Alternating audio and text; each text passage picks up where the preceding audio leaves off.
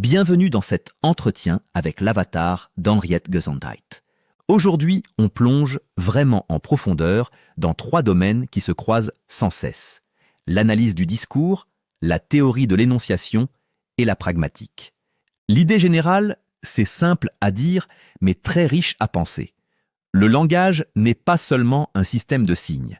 C'est aussi, et peut-être surtout, un outil d'action, d'interaction, de positionnement dans le monde. Oui, exactement. Et ce qui est fascinant, c'est qu'on quitte une vision un peu figée de la langue, vous savez, comme si elle n'était qu'un ensemble de structures abstraites. Là, on s'intéresse au langage en usage, au langage tel qu'il fonctionne dans des situations réelles, avec des locuteurs, des auditeurs, des intentions, des malentendus parfois, et toute l'épaisseur du contexte. Donc on dit tout de suite, cet épisode s'adresse plutôt à des auditeurs qui ont déjà de bonnes bases en linguistique. On ne va pas rester à la surface, on va parler de débats théoriques assez fins, de distinctions parfois subtiles mais essentielles entre phrases, énoncés, vérité, validité, référence, déixis, bref, tout ce qui fait que le sens n'est jamais juste dans les mots. Oui, et on peut commencer par le discours lui-même. On confond souvent discours, langue et parole. Mais ici, le discours, c'est le langage en action. C'est la langue actualisée dans une communication, à l'oral comme à l'écrit. Autrement dit, un débat télévisé, une lettre, une conversation entre amis, un message institutionnel, tout ça relève du discours, dès lors qu'il y a un locuteur, un destinataire et une situation. Exactement. Et dans la tradition francophone, cette idée a été fortement développée autour de l'énonciation.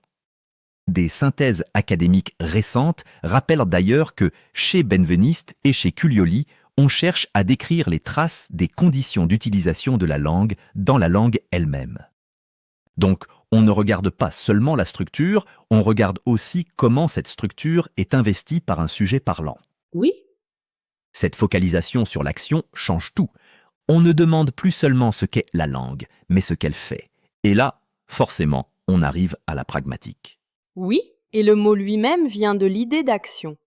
En pragmatique, on s'intéresse à la manière dont les énoncés fonctionnent dans des contextes concrets. Selon des présentations de référence en linguistique, la pragmatique étudie justement comment les énoncés communiquent des intentions, des attitudes ou des significations qui ne sont pas entièrement contenues dans leur sens littéral. Donc la syntaxe et la sémantique ne suffisent pas. Par exemple, si je dis « ferme la porte », grammaticalement, c'est une phrase impérative. Mais pragmatiquement, c'est un acte. Je ne décris pas le monde, j'agis sur lui. Exactement. Et si je dis « je promets de venir », je ne fais pas que rapporter un état intérieur. Je crée un engagement. Ou encore « peux-tu m'aider » En surface, c'est une question sur une capacité. Mais, dans la plupart des contextes, on comprend bien que c'est une demande. Personne ne répond juste « oui, j'en suis capable », puis s'en va. Oui, ce serait une conversation assez catastrophique. Et ça nous mène directement aux actes de langage. On retrouve classiquement 3 niveaux. D'abord, l'acte locutoire. Produire un énoncé linguistiquement formé. Ensuite, l'acte illocutoire. L'intention accomplie en parlant, comme promettre, ordonner, avertir. Et enfin, l'effet perlocutoire. Ce que cela produit chez l'auditeur, par exemple, rassurer, convaincre, faire agir. Donc, si quelqu'un dit « il fait froid ici », le contenu littéral porte sur la température, mais l'effet perlocutoire peut être que quelqu'un ferme la fenêtre. Et c'est précisément là que le contexte devient décisif. Oui, et la pragmatique s'intéresse aussi à la coopération conversationnelle. Les grandes maximes formulées par Grice restent franchement incontournables. Quantité, dire ce qu'il faut. Qualité, ne pas dire ce qu'on croit faux. Pertinence, rester dans le sujet. manière, être clair. Ce sont des principes qui permettent d'expliquer comment on comprend plus que ce qui est explicitement dit. Exact. Quand quelqu'un respecte ces maximes, ou même les détourne de façon calculée, l'auditeur infère un sens supplémentaire. C'est là qu'apparaît l'implicature. Très bon point. L'implicature, c'est ce qui est suggéré sans être directement énoncé. Si je dis « certains étudiants ont réussi l'examen », on peut souvent inférer, selon le contexte, que tous ne l'ont pas réussi. Ce n'est pas dit littéralement, mais c'est compris. Et Ducrot explique qu'il faut distinguer cela de la présupposition. La présupposition, c'est ce que l'énoncé suppose déjà acquis. Si je dis « Jacques continue de fumer », je présuppose qu'il fumait auparavant. Et ce qui est intéressant, c'est que ce contenu de fond résiste souvent à la négation. Si je dis « Jacques ne continue pas de fumer », on continue quand même à entendre qu'il fumait avant. Oui, et ce type de débat a été au cœur de discussions philosophiques majeures, notamment chez les logiciens. Le cas classique, c'est « l'actuel roi de France est chauve ». Russell l'analyse comme faux, puisqu'il n'y a pas de roi de France. Strawson, lui, soutient plutôt que la question de vérité ne se pose pas normalement, parce que la présupposition d'existence échoue. Et les approches énonciatives déplacent encore le regard. Elles demandent « Dans quel cadre l'énoncé est-il produit, reconnu, accepté ?» En gros, la validité d'un énoncé ne se réduit pas à sa vérité logique. Elle dépend aussi de sa recevabilité dans une situation donnée, de la reconnaissance intersubjective entre les participants. Donc, en d'autres termes, un énoncé peut être grammaticalement impeccable et pourtant communicativement inadéquat. Exactement. C'est là qu'intervient la distinction entre phrase et énoncé. Une phrase, c'est une unité syntaxique abstraite et bien formée, contenant au moins un verbe. Un énoncé, c'est cette forme linguistique mise en circulation par un locuteur dans une situation précise. « Je n'aime pas le poisson surgelé » est une phrase. Mais « moi, le poisson surgelé, bof » peut être un énoncé tout à fait pertinent et efficace dans une conversation, même s'il s'éloigne d'un modèle syntaxique canonique.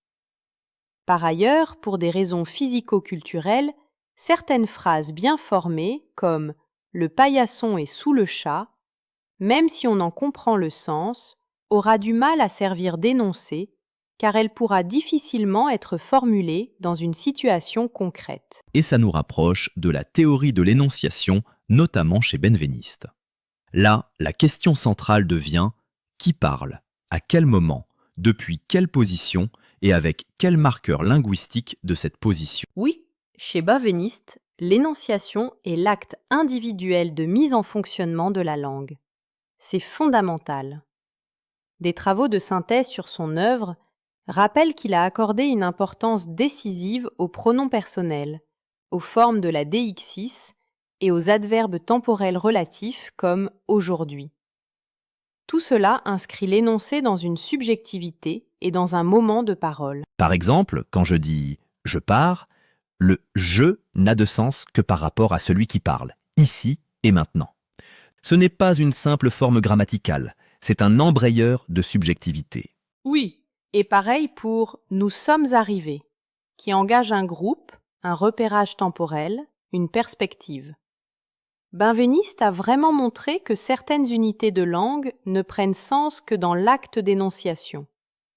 C'est pour cela que l'énonciation a profondément marqué l'analyse du discours et même, au-delà, les approches pragmatiques modernes. Et il y a aussi chez lui une distinction très éclairante entre discours et récit, ou, dans certains commentaires, entre discours et histoire. Oui, ça c'est passionnant.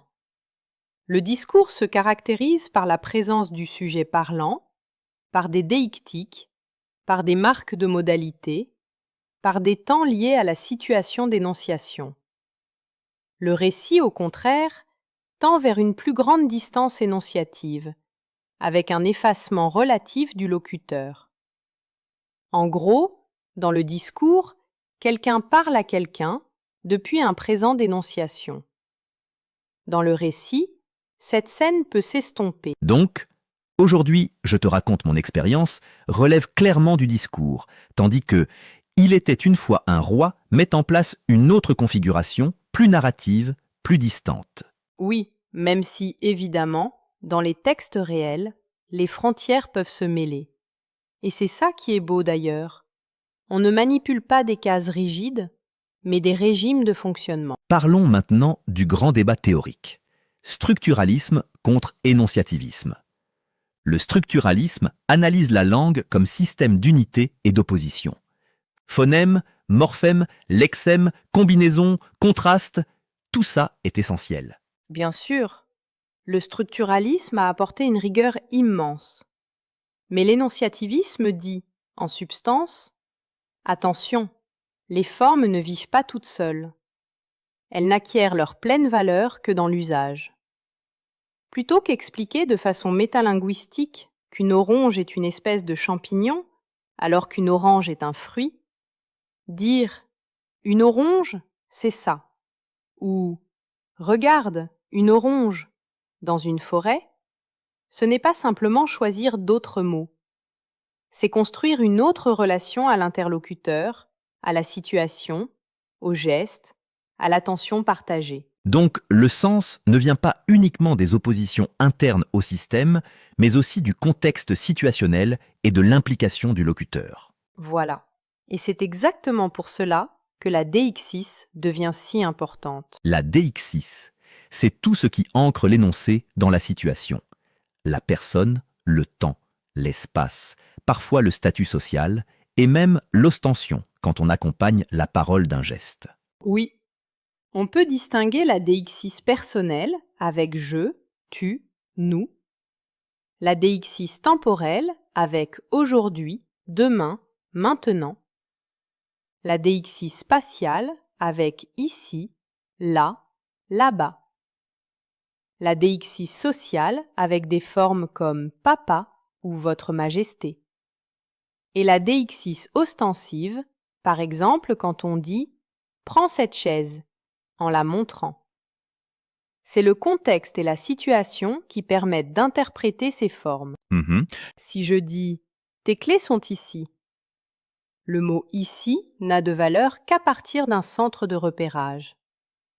Même chose pour là-bas. Ces mots orientent l'auditeur dans l'espace communicatif. Ils sont choisis dynamiquement selon la proximité, la distance, l'attention commune. Là, quant à lui, peut être considéré comme un marqueur d'actualisation. En fait, il ne renvoie pas toujours à l'espace. Si je dis d'une personne inattentive et un peu dans la lune qu'elle n'est pas vraiment là, je parle de présence et d'absence dans la situation et non d'espace physique. Et cette question de l'ancrage rejoint la référence.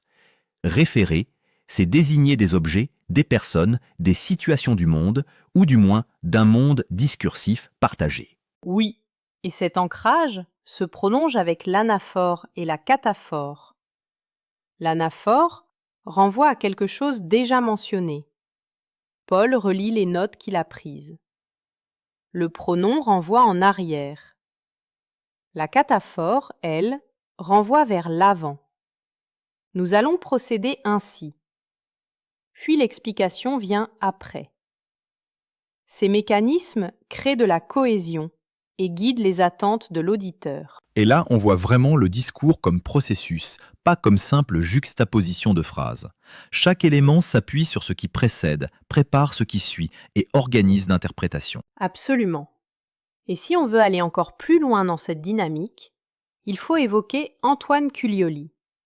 Dans les présentations académiques des théories de l'énonciation, Culioli apparaît, avec Benveniste, comme l'un des grands penseurs de l'inscription des conditions d'usage dans la langue. Chez lui, on parle notamment de représentation, de référenciation et de régulation. C'est bien ça? Oui.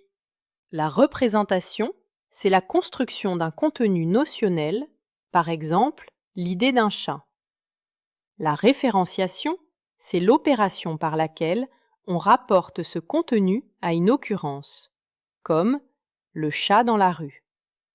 Et la régulation, c'est l'ajustement de l'énoncé par rapport à l'interlocuteur, à la situation, à l'effet recherché. Autrement dit, parler, ce n'est jamais juste encoder une pensée, c'est aussi la calibrer. Et dans cette logique, on peut distinguer des opérations comme l'identification, la différenciation, la rupture. Oui, ce chat est celui que j'ai vu hier relève de l'identification. Ce chat n'est pas celui de Marie introduit une différenciation. Et soudain, un chat inconnu apparu marque une rupture. Ce sont des opérations fines, mais elles montrent comment l'énoncé construit progressivement un domaine de repérage. Ce qui est frappant, c'est qu'avec Culioli, même un énoncé apparemment simple révèle une architecture complexe. Il faut définir une notion, construire une relation prédicative, puis encore la valider, la modaliser, l'ajuster. Oui, exactement. Et ça nous rappelle une chose essentielle. Le sens n'est pas donné une fois pour toutes. Il se construit, il se négocie, il se règle dans l'interaction. Franchement, c'est presque une petite leçon d'humilité pour toute théorie qui voudrait enfermer le langage dans un schéma trop fixe. Oui, le langage résiste toujours un peu, heureusement.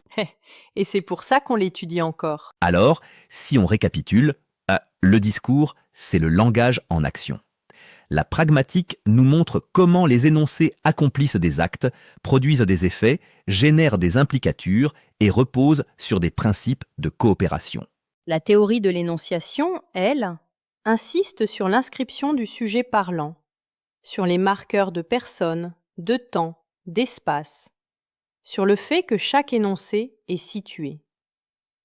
Et les distinctions entre discours et récit, phrase et énoncé, vérité et validité, nous obligent à penser le langage comme pratique sociale, pas seulement comme structure. Le structuralisme reste indispensable pour comprendre le système. Mais l'énonciativisme rappelle que ce système n'existe pleinement qu'en usage, dans une situation, avec un locuteur et un co-locuteur. Et la DX6, la référence, l'anaphore, la cataphore, les présuppositions, les implicatures, les actes de langage, tout cela montre que le sens est stratifié, dynamique, relationnel. Il dépend des mots, oui, mais aussi des positions, des attentes partagées, des inférences et du cadre interactif. En somme, analyser le langage, ce n'est pas seulement décrire des formes, c'est comprendre comment des sujets parlent, agissent, s'orientent, se répondent, se reconnaissent. Et ça, honnêtement, change complètement notre manière de concevoir la communication. Tout à fait. Et c'est ce qui rend ce champ si riche. On part parfois d'un petit mot comme « je »,« ici » ou « encore », et on découvre derrière lui tout un monde d'opérations théoriques, de positions énonciatives, de négociations de sens. C'est subtil, oui, mais c'est aussi extrêmement concret. Merci d'avoir été avec nous pour cette exploration. On espère vous avoir donné, sinon toutes les réponses, du moins de nouvelles façons de poser les questions. Oui, merci beaucoup, et à très bientôt.